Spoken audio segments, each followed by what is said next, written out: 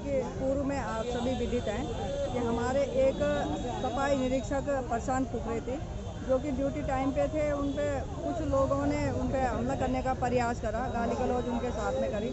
तो उसी के बिहार पे हमारे कर्मचारी यूनियन संघ के अध्यक्ष और सभी जितने भी हवलदार हैं, उन्होंने उनके खिलाफ एक FIR दर्ज करी थी और दोषी को पकड़ने की और उसको सज़ा दिलाने की उन्होंने मांग करी थी। उसमें तो 48 घंटे का उन्होंने अल्टीमेटम दिया था। उसके बावजूद भी कार्रवाई न होने के कारण ये लोग आक्रोशित थे, क्योंकि आक्रोशित इसलिए थे कि ड्यूटी टाइम पे उस पर हमला किया गया।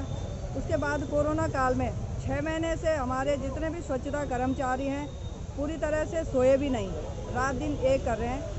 और जिस सैनिटरी इंस्पेक्टर पे हमला किया गया, वो जिला प्रशासन द्वारा कोरोना योद्धा के से उसको नवाजा गया।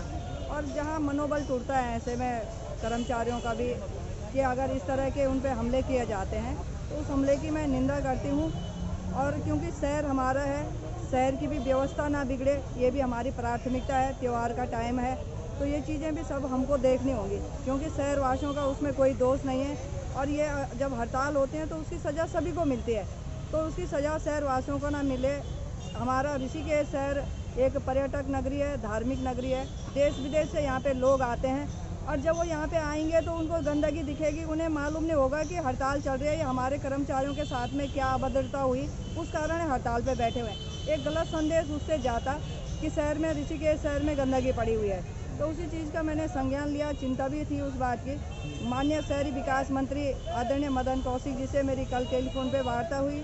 उन्होंने आज मुझे 9 बजे हरिद्वार बुलाया। वहाँ पे उनसे पूरे बिंदुवार सभी चीज़ें उनको डिटेल वाइज बताई गई। मैं आभार व्यक्त करूंगी माननीय मंत्री जी का कि उन्होंने कर्मचारी यूनियन की भी, पूरे हमारे जितने भी स्वच्छता कर्मी हैं उनकी पीड़ा को भी समझा और शहर की व्यवस्था को भी समझा। तो हमारे जो कर्मचारी यूनियन संघ के अध्यक्ष हैं नरेश खैरवाल जी, उनसे उन्होंने दूरभाष पे वार्ता करी और उनको पूरा आश्वासन दिया कि मेरे आश्वासन पे आपको अपना ये धरना समाप्त करना होगा। निष्पक्ष जांच होगी, निष्पक्ष जांच करके दोषी को बख्शा नहीं जाएगा। जो भी दोषी होगा उसको कड़ी से कड़ी सज़ा मिलेगी। और इस बारे में मैं SSP से बात करूंगा, ऐसे माननीय शहरी विकास मंत्री जी ने बताया है।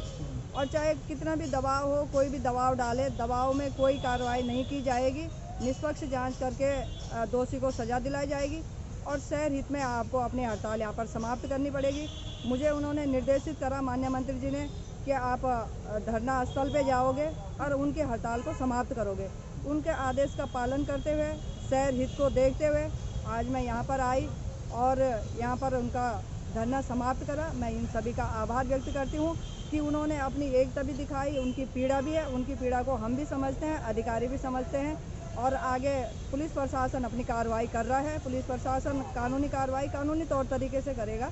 और हमारे जितने भी स्वच्छता कर्मी हैं, इन्होंने शहर हित में अपनी भावनाएं दिखाई, क्योंकि उनका साफ मानना है कि जब कोरोना काल में जान पे खेल के, जान की परवाह किए बगैर उन्होंने शहर को बचाया, तो इस समय शहर में गंदगी पड़ी रहेगी, उन्हें भी अच्छा नहीं लगेगा।